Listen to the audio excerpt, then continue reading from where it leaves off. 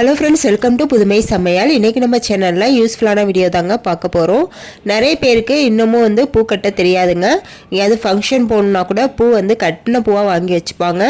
அந்த மாதிரி உள்ளவங்களுக்கு நான் ஒரு 6 விதமாக பூ எப்படி கட்டலாம் அப்படிங்கிறத ஒரு சின்ன சின்ன ஐடியாவை உங்களுக்கு ஷேர் பண்ணியிருக்கேன். இதில் நீங்கள் எப்படி வேணாலும் யூஸ் பண்ணிக்கலாம். ரொம்பவே யூஸ்ஃபுல்லாக இருக்கும் இந்த வீடியோ. ஸ்கிப் பண்ணாமல் பாருங்கள். ஓகே, வாங்க சூப்பரான வீடியோக்குள்ளே போய் பார்க்கலாம். ஃபஸ்ட்டு மல்லிப்பூ கொஞ்சம் மொட்டாக இருக்கிற மாதிரி பார்த்து வாங்கிக்கோங்க. அப்போ தான் உங்களுக்கு நான் சொல்கிற ஐடியாக்கெல்லாம் கரெக்டாக வரும். இப்போ இந்த மல்லிகைப்பூவில் உள்ள அந்த காம்பெல்லாம் ரிமூவ் பண்ணிடுங்க. அப்போ தான் நமக்கு பார்க்குறதுக்குமே அழகாக இருக்கும். நம்ம ரெடி பண்ணுறதுக்கும் ரொம்ப ஈஸியாக இருக்கும். ஃபஸ்ட் ஐடியாவுக்கு நான் எடுத்துருக்கிறது பார்த்தீங்கன்னா மெட்டல் வளையலுங்க. இதுக்கு நீங்கள் மெட்டல் வளையல் மட்டும்தான் யூஸ் பண்ண முடியும். அடுத்தது டபுள் சைட் டேப் எடுத்துக்கோங்க. டபுள் சைட் டேப்பில் இந்த மாதிரி பாதியாக கட் பண்ணிக்கோங்க. இந்த வளையல் லென்த்துக்கு நம்ம கட் பண்ணிக்கணும். வளையல் பார்த்தீங்கன்னா 3 வளையல் நீங்கள் எடுத்துக்கிட்டிங்கன்னா இன்னுமே நல்லா ஸ்ட்ராங்காக இருக்கும். அது எதுக்கு அப்படின்னு சொல்லிட்டு நான் லாஸ்ட்டில் சொல்கிறேன். என்கிட்ட இப்போதைக்கு 1 இருந்ததுனால 1 மட்டும் நான் யூஸ் பண்ணியிருக்கேன். இப்போ ஒரு வளையலில் இந்த மாதிரி டபுள் சைட் டேப்பை சுற்றி ஒட்டி விட்டுருங்க. ஃபுல்லாக ஒட்டணும்னு அவசியம் இல்லைங்க. கொஞ்சம் கேப் விட்டு ஒட்டிக்கோங்க இந்த மாதிரி. இப்போ இதுக்கு மேலே உள்ள அந்த பேப்பரை கொஞ்சம் கொஞ்சமாக ரிமூவ் பண்ணிக்கோங்க. கொஞ்சமாக ஃபுல்லாக எடுத்துடாதீங்க. கொஞ்சமாக ரிமூவ் பண்ணிவிட்டு அதுக்கப்புறம் மல்லிகைப்பூ இந்த மாதிரி ஒட்டி விட்டுக்கோங்க. நான் வீடியோவில் காட்டுறேன் பாருங்கள். ஃபஸ்ட்டு ஒன்று வச்சுட்டு அதுக்கப்புறம் கீழே இந்த மாதிரி ஆப்போசிட் சைடு வைக்கணும். நம்ம பூலாம் கட்டுறதுக்கு எப்படி வைப்போமோ அதே போல் வச்சு ஒட்டி விடுங்க. டபுள் சைட் டேப் அப்படிங்கிறதுனால நல்லா ஸ்ட்ராங்காக ஒட்டிக்கோங்க. இதுக்கு உங்களுக்கு பூ கட்ட தெரியணும் அப்படிங்கிற அவசியமே இல்லை. ஒட்டுறது தாங்க ரொம்பவே ஈஸியாக ஒட்டிக்கலாம். இந்த மாதிரி ஃபுல்லாக வளையல் ஃபுல்லாகவுமே நம்ம ஒட்டி எடுத்துக்கலாம். ஃபுல்லாக ஒட்டி முடித்த பிறகு பார்த்தீங்கன்னா இப்படி தாங்க இருக்கும்.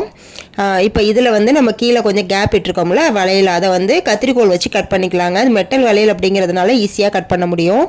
நான் 3 வளையல் எதுக்கு எடுத்துக்கோங்க அப்படின்னு சொன்னேன்னு பார்த்தீங்கன்னா, நம்ம பின்னாடி டபுள் சைட் டேப் போட்டிருக்கோம்ல அந்த இது கொஞ்சம் கம் நம்மளுக்கு இது தலையில் வைக்கும் போது முடியில் ஒட்டுறதுக்கு வாய்ப்பு இருக்குங்க. அதுக்கு தான் நான் ஒரு 3 வளையல் வைக்க சொன்னேன். 3 வளையல்னால் நம்மளுக்கு அந்த டேப் கட் பண்ணது சரியாக இருக்கும். இந்த வளையல் ஒட்டிக்கும். அதுக்காக தான் நான் 3 வளையல் வைக்க சொன்னேன். இப்போ பார்த்தீங்கன்னா தெரியும், அவ்வளோதாங்க. இப்படி தான் இருக்கும். இதை நம்ம கொண்டெல்லாம் போட்டோன்னு வச்சுக்கோங்களேன். அப்படியே இது மேலே வச்சுட்டு இது அட்ஜஸ்ட்மெண்ட் பண்ணுற மாதிரி தான் இருக்கும். மெட்டல் அப்படிங்கிறதுனால நம்மளுக்கு தேவையான அளவுக்கு நம்ம அட்ஜஸ்ட்மெண்ட் பண்ணிக்கலாங்க. பார்க்குறதுக்குமே ரொம்பவே அழகாக இருக்கும். நீங்கள் எங்கேயாவது ஃபங்க்ஷனுக்கு கொண்டை போட்டு போகிறீங்க அப்படின்னா இந்த மாதிரி பூ வச்சிட்டிங்கன்னா ரொம்பவே அழகாக இருக்குங்க. கண்டிப்பாக ட்ரை பண்ணி பாருங்கள்.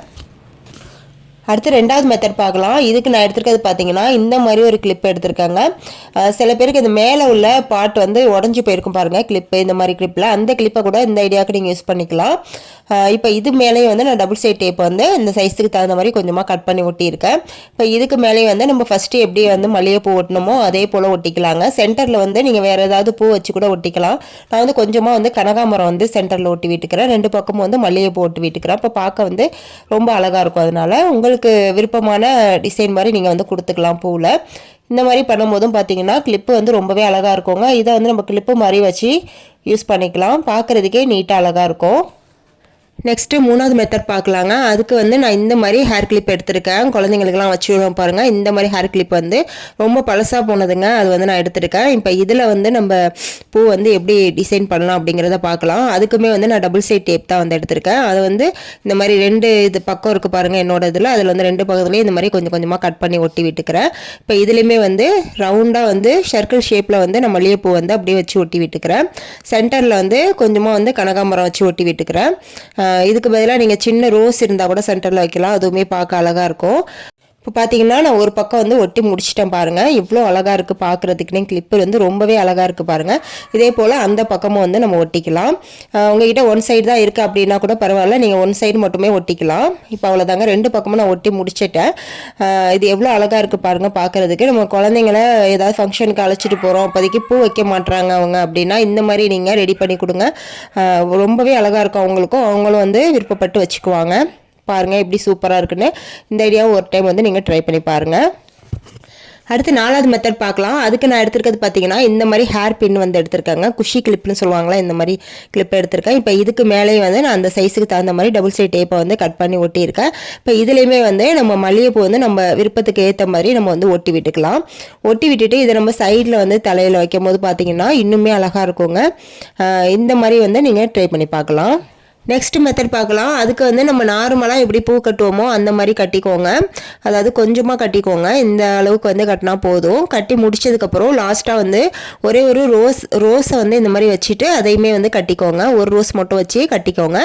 கட்டிட்டு இப்போ அந்த நூலை வந்து கட் பண்ணாமல் அந்த ரோஸை சுற்றி வந்து நம்ம கட்டின மல்லிகைப்பூ இருக்குது பாருங்கள், அதை வந்து சுற்றி ரவுண்ட் ஷேப்பில் வந்து அப்படியே சுற்றி விட்டு அந்த நூலை வச்சு அப்படியே வந்து ஒரு லாக் போட்டுருங்க. போடும்போது பார்த்தீங்கன்னா சென்டரில் வந்து நமக்கு ரோஸ் இருக்கும், சுற்றி வந்து மல்லிகைப்பூ இருக்கிற மாதிரி இருக்கும். இதை வந்து நம்ம எதுக்கு யூஸ் பண்ணுறோம் அப்படின்னு பார்த்தீங்கன்னா, பசங்களுக்கெல்லாம் வந்து பூலாம் தச்சு விடும்போது பார்த்தீங்கன்னா சென்டரில் வந்து இதை வச்சு நம்ம வைக்கும் போது பார்க்க இன்னுமே அழகாக இருக்குங்க. சென்டரில் நம்ம சடையில் வந்து இது மாதிரி வச்சு வச்சு விடலாம், கொஞ்சம் கொஞ்சம் கேப் விட்டு. இப்போ பார்க்குறதுக்கு வந்து ரொம்ப அழகாக இருக்குங்க. அதுக்கு வந்து நீங்கள் இந்த மெத்தடை வந்து யூஸ் பண்ணிக்கலாம். அடுத்து லாஸ்ட் மெத்தட் பார்க்கலாங்க. இது வந்து ஊசி நூல் வச்சு பூ கோக்குறதுங்க. இது ஆல்ரெடி நிறைய பேருக்கு தெரிஞ்சிருக்கும். இருந்தாலும் ஒரு சின்ன டிப்போட நான் உங்களுக்கு வந்து சொல்கிறேன். அதுக்கு ஃபஸ்ட்டு நம்மளுக்கு ஊசி வந்து கொஞ்சம் பெரிய ஊசியாக எடுத்துக்கணுங்க. சின்ன ஊசியாக இருந்தால் நம்மளுக்கு கொஞ்சம் கஷ்டமாக இருக்கும் கோக்குறதுக்கு. இது மாதிரி லாங்கான ஊசியாக வந்து எடுத்துக்கிட்டிங்கன்னா உங்களுக்கு ரொம்பவே ஈஸியாக இருக்கும். இப்போ இந்த ஊசியில் வந்து நூலை கோத்துட்டு பூவை வந்து காம்பை ரிமூவ் பண்ணிடுங்க. அப்போ தான் வந்து நம்மளுக்கு கோக்குறதுக்கும் ஈஸியாக இருக்கும், பார்க்குறதுக்குமே அழகாக இருக்குங்க. இப்போ ஃபஸ்ட்டு வந்து ஒரு மல்லிகைப்பூ இந்த மாதிரி கோத்துட்டு இப்போ அடுத்த மல்லிகைப்பூ வந்து நம்ம கட்டுற மாதிரி ஒன்றுக்கு கீழே ஒன்று வச்சு அப்படி தானே கோப்போம். அந்த மாதிரி கோக்காமல் இந்த மாதிரி வச்சுக்கோங்க. இப்போ இந்த உங்களுக்கு பார்த்தா தெரியும்னு நினைக்கிறேன். இப்படி வச்சுட்டு அடுத்த மல்லிகைப்பூ வந்து அந்த பக்கம் ஆப்போசிட் சைடு இருக்கிற மாதிரி வச்சுக்கோங்க. அதாவது நாலு பக்கமும் அந்த பூ வந்து இருக்கிற மாதிரி வச்சுக்கோங்க. இப்போ உங்களுக்கு பார்த்தா தெரிஞ்சிருக்கும். இந்த மாதிரி வச்சுக்கணுங்க. இந்த மாதிரி தான் கோக்கணும். இந்த மாதிரி கோக்கும் போது என்ன ஆகும்னு பார்த்தீங்கன்னா நமக்கு அப்படியே உருண்டையாக கிடைக்குங்க. பூ கோத்து முடித்த பிறகு உருண்டையாக அழகாக இருக்கும் பார்க்குறதுக்கு. காம்பு வந்து தெரியாதுங்க. நம்ம நார்மலாக வந்து ஒன்றுக்கு கீழே ஒன்று அந்த மாதிரி கோக்கும் போது பார்த்தீங்கன்னா காம்பு இருக்கிறது தெரியும். இந்த மாதிரி நீங்கள் அப்படியே சர்க்கிள் ஷேப்பில் சுற்றி வந்து மல்லிகைப்பூ கோக்கும் போது பார்த்தீங்கன்னா உருண்டையாக அழகாக இருக்குங்க. பார்க்குறதுக்குமே ரொம்ப சூப்பராக இருக்கும். இப்போ நான் ஃபுல்லாக கோத்துட்டு காட்டுறேன் பாருங்கள். கோத்து முடிச்சோன்னே இப்படி தாங்க இருக்கும். எவ்வளோ அழகாக உருண்டையாக இருக்குது பாருங்கள். உங்களுக்கு பூ கட்ட தெரியல அப்படின்னாலும் கவலை இல்லைங்க. இந்த மாதிரி நீங்கள் ஊசி நூல் வச்சு ஈஸியாக வந்து கோத்துக்கலாம். டக்கு டக்குன்னு நம்மளால் கோக்கவும் முடியுங்க.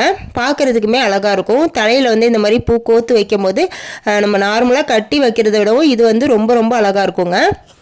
ஓகே ஃப்ரெண்ட்ஸ், இன்றைக்கி இந்த வீடியோவில் பூ கட்ட தெரியாதவங்க கூட எப்படி வந்து பூவை ஈஸியாக கட்டலாம் ஒட்டலாம் அப்படிங்கிறதையும் நான் சொல்லியிருக்கேன். உங்களுக்கு வந்து எந்த மெத்தடு ஈஸியாக இருக்கோ அதை வந்து நீங்கள் ட்ரை பண்ணி பாருங்கள். இந்த மாதிரி நம்ம நார்மலாக வைக்கிற பூவை விட இந்த மாதிரி கொஞ்சம் கிளிப்பில் அதிலலாம் வந்து நம்ம ஒட்டி ஒட்டி வைக்கும் போது பார்த்தீங்கன்னா இன்னுமே பார்க்க அழகாக இருக்கும். நீங்கள் நினைக்கலாம் அந்த டபுள் சைட் டேப் வந்து ஒரு டைம் யூஸ் பண்ணிவிட்டு அவ்வளோதானே அதோட முடிஞ்சிச்சானே. இல்லைங்க, நீங்கள் அந்த பூ காஞ்சி விழுந்த பிறகு மறுபடியும் வந்து நீங்கள் ஒரு 2-3 டைம் வந்து அந்த கம் வந்து அதிலே இருக்கும், அதை வந்து நீங்கள் மறுபடியும் வந்து யூஸ் பண்ணிக்கலாம்.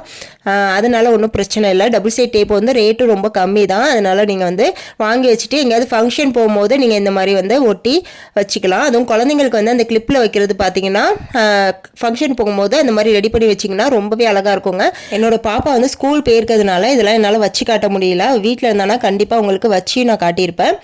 ஓகே ஃப்ரெண்ட்ஸ், வீடியோ வந்து உங்களுக்கு ரொம்பவே யூஸ்ஃபுல்லாக இருந்திருக்கும்னு நினைக்கிறேன். வீடியோ பிடிச்சிருந்தா மறக்காமல் ஒரு லைக் கொடுத்துட்டு இது போல் நிறைய யூஸ்ஃபுல்லான வீடியோஸ் தெரிஞ்சுக்க நம்ம புதுமை சமையல் சேனலை சப்ஸ்கிரைப் பண்ணி வச்சுக்கோங்க. நெக்ஸ்ட் சூப்பரான வீடியோவில் வந்து மீட் பண்ணுறேன். தேங்க்ஸ் ஃபார் வாட்சிங்.